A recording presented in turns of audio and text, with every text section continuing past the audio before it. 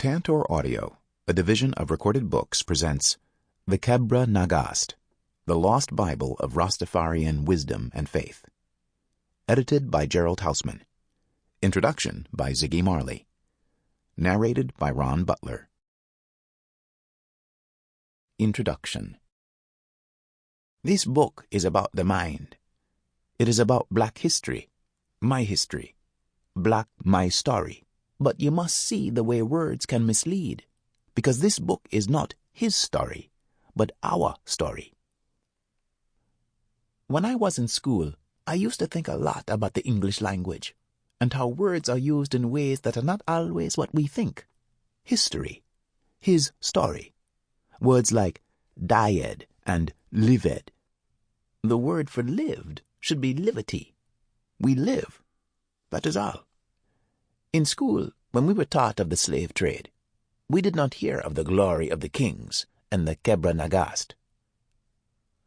We heard about his story. We did not hear of African glory, black my story, the truth as revealed in the Kebra Nagast. We came to realize that even the Bible is just a version of the truth, and all of these versions are a part of the whole. A vision of what happened, is happening, and will happen. My father said, it's the last quarter before the year 2000, and righteousness, the positive way of thinking, must win. As I see it, the year 2000 is based on a Roman system of time measurement. The original counting of time, calendar days, months, and years, is not even near 2000 yet. So the real calendar should have more significance, be rooted in spirituality, rooted in God belief. I don't personally celebrate the New Year or Christmas, and each time is just time that continues along. The sun comes up, the sun goes down, every day. What my father said, though, is prophecy. There is no way the negative can ultimately conquer. When the whole battle, the whole war is won, it will be good things that prosper. Goodness must prosper in the end. Sometimes people think there is a magical reality in the things that we write or say or do, as when these lines of mine were written. Above my bed, Bob's face I saw, my daddy, looking at me so passionately, little brother.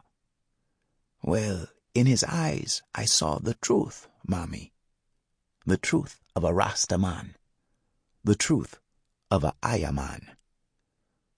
We understand, however, that things must come, and we have to let them out, let them happen. Not supernatural experience, but inspiration and vision. Real, not magical. At times I wonder if I myself have some knowledge of things beyond my existence.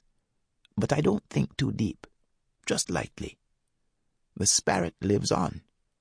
The spiritual sense will always be here, as the music will be here. My father's music lives as he lives in the music.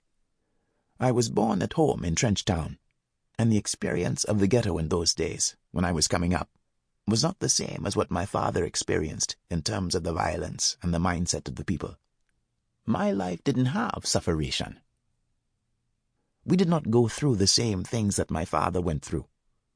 But it is not only physical experience that makes you what you are. Jah gives the inspiration, and my music is based more upon a spiritual level than a physical one. The music comes from Jah, but I use my own inner eye, my third eye, to make the music. If it takes another century for people to understand, it is all right. I don't rush it. I wait. If a song makes sense, it will always be there for people to understand. Sometime, some way, somehow, they will get the message. Maybe not in the time that we expect or want. But the work that we're doing is not just for now. It is for all time. Naturally, you may doubt and question. It's all right to do so. But when I think of Jesus Christ, Marcus Garvey, my father, who am I to complain or question? Jesus Christ suffered so much. If I get a little doubt, it means so little. A couple of years ago, a reporter asked me, "Will you live to see the freedom of South Africa?" And I answered, "Of course. My generation is a positive generation, and there's so much more to go as the self is changing. Most important, the human creature needs to evolve into a loving creature. I mean, if you don't love, what are you?"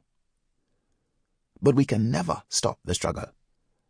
I have dreams for the upliftment of my people, but I am not at the point where I can reach the fulfillment of my dreams. Still, the struggle cannot be taken away. It was not given to us. It was born in us, and it runs through our veins and creates the urge to help people. It was not something that I read in a book or heard from a friend. I was always this way. So no matter where I live or what fame comes to me, these things can be taken away. Money comes, money goes. The struggle is always in the blood. Each person must go through his own tribulations until spiritual enlightenment takes place, until he sees love of life, love of self, love of tree, love of bird, love of bee. Everybody has to go through this. But to those who see me perform, I am perhaps only a thought in their minds. They see what they want to see, not knowing what I have been through in order to reach the place that I have come to. So it's not just my father that made me what I am. It's me as well. And people who see me sing cannot see the struggle that is behind the words that I sing. And it's as I said in the beginning, it is all in the mind, like the calendar of our beginnings, and these words here, now. Jah said to me, "Don't worry about what you are going to see. Don't worry. The words will come." And like the words in the Kebra Nagast, they come in their own time. Ziggy Marley. Preface. Solomon, the king, ruled over Judah and Israel nearly 3,000 years ago. Although he has been called the wisest man who ever lived because of his fairness as a ruler and his virtue as a king, he was also a historian, an orator, a poet, one who knew the importance of the word. He was mainly, however, a man of God whose only failing, as history would have it, was his passion for women and his desire to sow his seed so that his line might continue forever. This drive of Solomon's forced him, as nothing else did, to disobey the Lord, and thus to herald the fall of his empire. Solomon's hubris, his tragic flaw, is the meat and bone of the Ethiopian Bible, the Kebra Nagast, which, translated, is the glory of the kings. In this work, unlike the King James Bible, we see King Solomon struggling with his own mortality. We see him stripped of pretension, desperately in search of what he has, through his disobedience to God, lost. Yet his great passion gained him a son whose destiny matches his own. Menyelik, or David, as he is called by Solomon, because of the boy's likeness to his grandfather, King David, is a man of virtue, who will further Solomon's work and extend his glory to Ethiopia. So Solomon's weakness for women, which brings about his dissolution and threatens the ruin of his empire, gives him the thing he is truly seeking, a son to walk in his own footsteps, a son wiser by dint of his virtue than himself. The Kebra Nagast shows Solomon's loss as well as his gain. For it shows how Solomon is disinherited by the Lord when he marries the daughter of the Pharaoh and worships her golden insect idols. For this he is punished severely, and we discern, not only in the Kebra Nagast, but in the Bible, his absolute nihilism. Brought to his knees by God, Solomon discovers that knowledge is nothing more than sorrow. His ultimate disillusionment, for in much wisdom is much grief, and he that increaseth knowledge increaseth sorrow, is the bitter nut-meat of Ecclesiastes. Solomon's only joy at the end of his career as king, according to the Kebra Nagast, is his belief that Menyelik, his Ethiopian son, will outshine his own accomplishments and bring greater glory to a new Solomonic line of kings. By whom, we might ask, did Solomon acquire a son from the land of Ethiopia? Of course, the answer is the Queen of Sheba. She was, by all reports, a black woman, the Queen of the South, whose home country was in the southern part of Assyria. She was named Makeda, Sheba being only the country of her birth. According to legend, she possessed her own share of mysticism and power, a willing match for the omniscient Solomon. The Kebra Nagast gives us reason to believe that Makeda studied Solomon's wisdom and integrity as a ruler and brought it to Ethiopia. Then, having borne Solomon a son, she waited until the appropriate time and turned over the affairs of state to him, granting him all of her powers. What is interesting about this particular history is that it supports what certain scholars describe as the legitimate claim of blackness in biblical lore. The idea is not new. The Solomonic line, according to myth, is mixed, and thus black people in the Bible, as well as in Coptic literature, are indeed among our most famous patriarchal and matriarchal figures. Moses, for example, was said to be the husband of a Cushite woman. Makeda was certainly black. Ham, the son of Noah, was said to be black. Theological scholar Reverend Walter Arthur McCrae, the black presence in the Bible, writes, "The existence and experiences of ancient black/African people are recorded in the Bible. The Bible contains a substantial amount of information written by black people about them and, in many cases, addressed specifically to them. Indeed, it is more than likely that the mixed multitude of Exodus included blacks, and that Egyptians, Syrians, and Hebrews, and other native peoples of biblical times, were not just dark of skin, but black in feature as well." And what was Israel in the time of Solomon, if not a group of indeterminate nations, including a great many people of color? The claim of the Kebra Nagast is that God favored and loved the people of Ethiopia because they did not reject the Son of Man when he walked on earth. They, the text states, beheld and loved their Savior. However, the richest claim of all is that of the Ark of the Covenant, and this is the heart of the Kebra Nagast, and the thing that makes it a document of such inordinate fascination. Much of the text deals with the removal of the Ark from the temple by Menyelik and its subsequent enshrinement in Ethiopia. According to the myth told here, the Ethiopians were guided by God's angels, who enabled them to remove the Ark and carry it to Ethiopia. Legend holds that it resides there to this day. Editor's Note: the text of this edition of the Kebra Nagast was selected from a portion of a book entitled The Queen of Sheba and Her Only Son, Menyelik. First published in English in 1922, the translator, Dr. E. A. Wallace Budge, was scholar of Christ's College, Cambridge.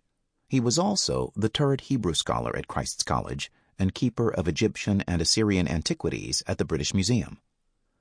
Of the book, Dr. Budge wrote, "The Kebra Nagast is a great storehouse of legends and traditions, some historical and some of purely folklore character, derived from the Old Testament and the later rabbinic writings, and from Egyptian, both pagan and Christian, Arabian and Ethiopic sources.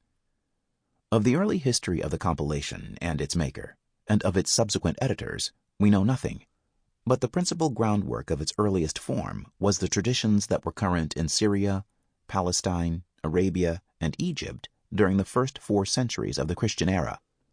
Dr. Budge indicates that the earliest form of the text, written in Ge'ez, or Ethiopic, appeared around the 6th century CE. The compiler was probably a Coptic priest. Subsequently, the text was translated into Arabic. Then, in the 14th century, the Kebra Nagast was once again translated into Ethiopic by a Christian visionary, of whom little is known except that his name was Isaac, and that he was an Ethiopian patriot. His personal statement on the translation is as follows: "I have toiled much for the glory of the kingdom of Ethiopia, and for the going forth of the heavenly Zion, and for the glory of the king of Ethiopia." So the Kebra Nagast is a work of centuries-old revisions and translations from Ethiopic to Arabic and back again to Ethiopic, and from thence to English. German and French translations of the book also appeared in the late 19th and early 20th centuries. there have been no accessible English translations since 1922, with the exception of a text published in Jamaica by Miguel F. Brooks that was compiled, edited, and translated from Arabic, French, and Spanish sources. My own interest in the Kebra Nagast came about as I heard stories from it when I spoke to Rastafarians, most of whom had not read it, but all of whom knew of it. One man in particular knew the book quite well, and told me that he had learned the stories through the Ethiopian Orthodox Church in Jamaica. Then a piece of luck brought a copy of the Kebra Nagast into my own hands. A Jamaican Rastafarian living in Miami had found a copy of the book in an abandoned apartment. The copy was a Xerox of Dr. Budge's translation, the only extant copies of which are at the British Museum and in some private collections. Here was a copy of the book that I could read. Moreover, there were copious marginal notes, and even indications by a Rastafarian brother on which chapters and which passages were relevant to his own studies. Using these notes and following my own instincts as a storyteller, I selected the histories of patriarchs and kings whose names figure prominently in the Old Testament. My emphasis, of course, was on Solomon, because his name was on the lips of the Rastas whom I interviewed. Dr. Budge states in his preface that the words he chose for the first English edition of the Kebra Nagast were as close to the original text as he could get them. But what was the original text? We have to assume that it was at best an oral history composed over many hundreds of years and recomposed at will by anyone so inclined. What is remarkable about the book is that its dissemination has remained, even now, at the threshold of the 21st century, mostly oral. My expertise is in traditional or native storytelling. In working on the Kebra Nagast, I have held in mind two things: the way Dr. Budge translated stories, and the way my Jamaican Rastafarian friends spoke them. Poetry was in the latter, thematic exactitude in the former. Between the two I found common ground, however, as I would hear the stories, then read them. Afterwards, I would study the King James Bible and the Quran for further echoes and illuminations. Then, too, I had the notes of an unknown but assiduous Rastafarian scholar to help me on my way. All of these exercises became part of the process of selecting the text which appears in the present volume. The stories that follow these portions of the Kebra Nagast explore the philosophical faith of the Rastafarian Brotherhood in Jamaica. We started this informal study, my wife Lori and I, in the summer of 1986, and concluded it in the summer of 1996. The writing is based on roving interviews with Rastas, who were at first friends, and finally family, as our daughter married a Jamaican. I am obliged by the Rastafarian community to mention that this work is not a story, but rather, in their words, a history. What it contains, of course, comes from the spoken tradition. Histories, in the oldest of African traditions, do not have to be written in order to be proven accurate. They are told. This, then, is a telling, not a retelling, though, because even the first appearance of the Kebra Nagast was a retelling. That there is no original text is not a problem for the Rastafarian, for all words, all utterances come from creation. Every human syllable is an announcement of humankind upon the earth, of the I walking through time, which is the Mount Zion moment, now. The historic implications of the Kebra Nagast. The cultural heritage of the Kebra Nagast is not merely Ethiopian, but is universally African. As Jamaican author I. Jabulani Tafari, A Rastafari View of Marcus Mosiah Garvey, writes, the origins of Ethiopian/Egyptian civilization go back into remote antiquity to the pre-dawn of history over 5,000 years ago. Ethiopia, the predecessor of Egypt, predates even the building of the biblical Tower of Babel by Nimrod and the founding of ancient Babylon by the Sumerians. Likewise, the pyramid, for which Egypt is famous, as a mystical and scientific symbol and also as a practical architectural design and building structure, goes back to the beginning of recorded time and to the Ethiopian roots of world culture in Kemet. The Cushites were the world's first brick and stonemasons.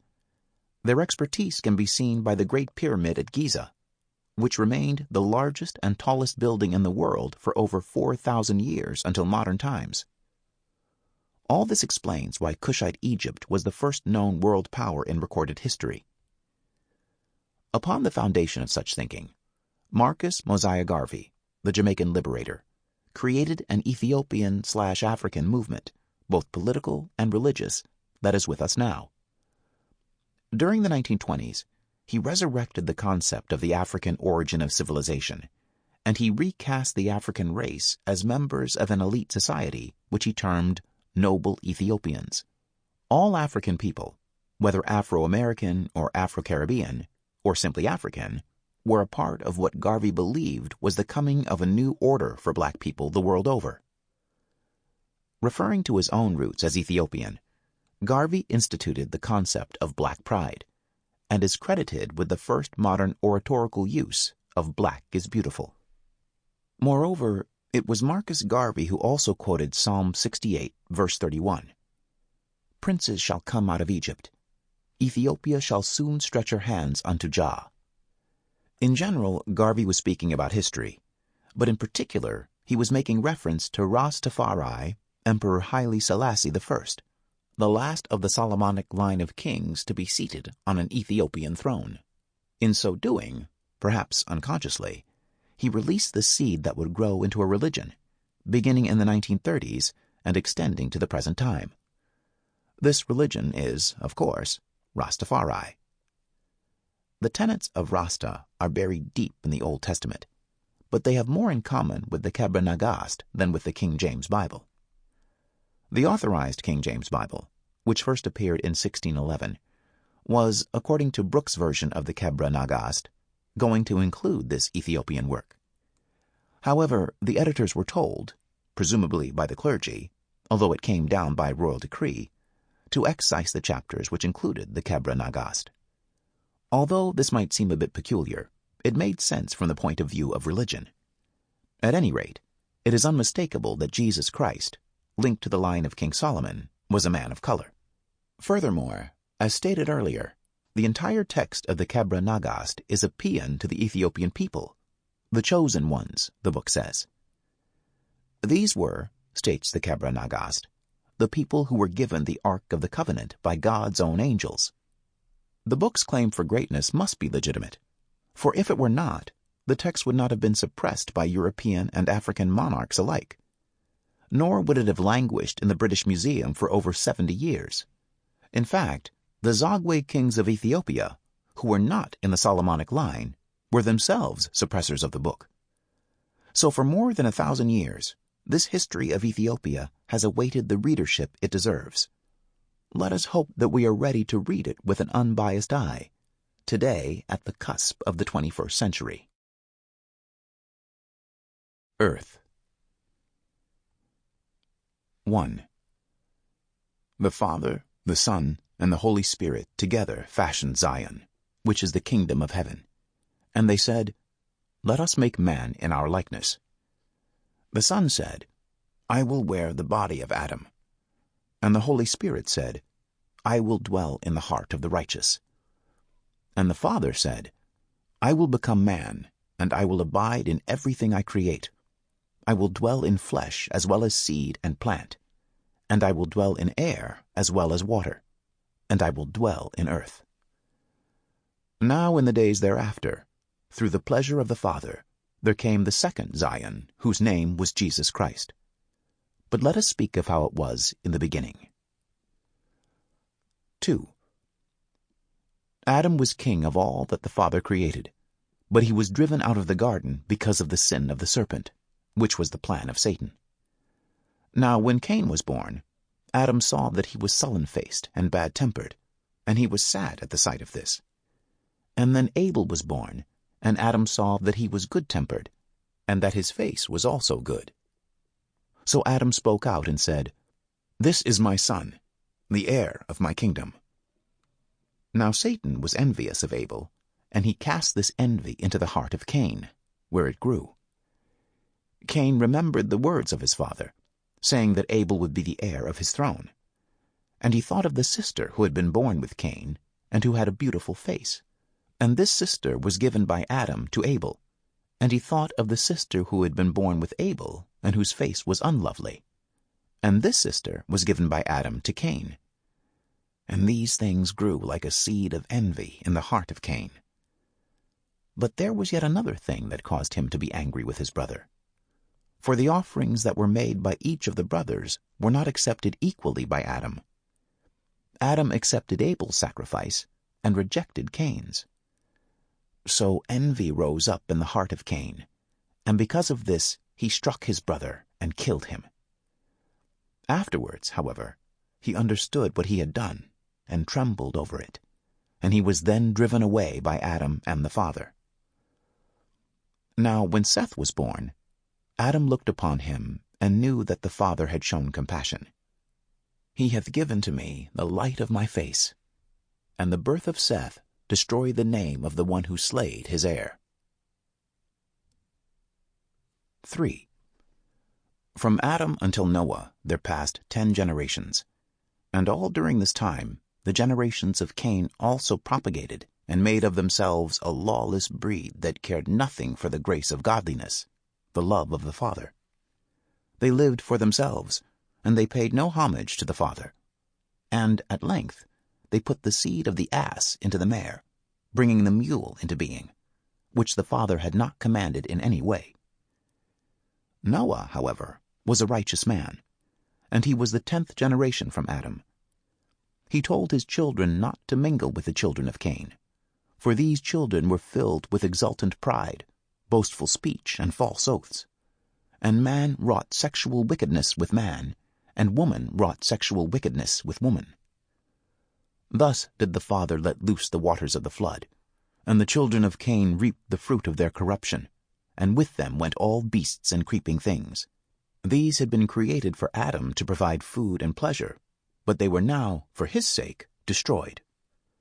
What remained were 8 souls, and 7 of every kind of clean beast and creeping thing, and 2 of every kind of unclean beast and creeping thing. 4. Now before Noah died, he called forth his 3 sons, Shem, Ham, and Japheth. To Shem he said, Be good to thy brother. To Ham, Be servant to thy brother. And to Japheth, Be servant to Shem, my heir. Noah's order was obeyed, but this did not stop the devil's hostility against the children of Noah. After the flood, the devil stirred up Canaan, the son of Ham, and Canaan took the kingdom from the children of Shem, and again brother rose up against brother. While Noah lived, he saw the kingdom divided, and he prayed to the Father, If you destroy the earth with a second flood, blot me out with those who perish. But the Father said, I will make a covenant with you. Tell your children not to eat the beast that has died of itself, nor one that has been torn apart by wild beasts. Tell them not to cultivate harlotry, and I, on my part, will not destroy the earth a second time with a flood, but will give your children seed time and harvest time, and the 4 seasons that bring these into being. And the Father said further to Noah, My covenant will be with your children forever, because I have sworn it, by myself and by Zion, the tabernacle of my covenant, which I have made for the salvation of all men. And when they see a cloud upon the sky, they will not fear it, nor think it danger unto them, as in the coming of another flood, for they will see the bow of my covenant, which will henceforth be known as a rainbow, the crown of my law. And this crown will remind the children that even though their sins may multiply, their trust in me will be ever in place, because I shall not be angry with them, but will put away my anger and send them my compassion. So even if heaven and earth pass away, my word shall not pass away. 1. Terah, who lived 8 generations after Shem, had a son whose name was Abram. And on the boy's 12th birthday, his father sent him off to sell idols. Abram told him, These cannot make deliverance. He took them as he was told, but made no effort to sell them. To those who would buy them, he asked, Sample complete. Ready to continue?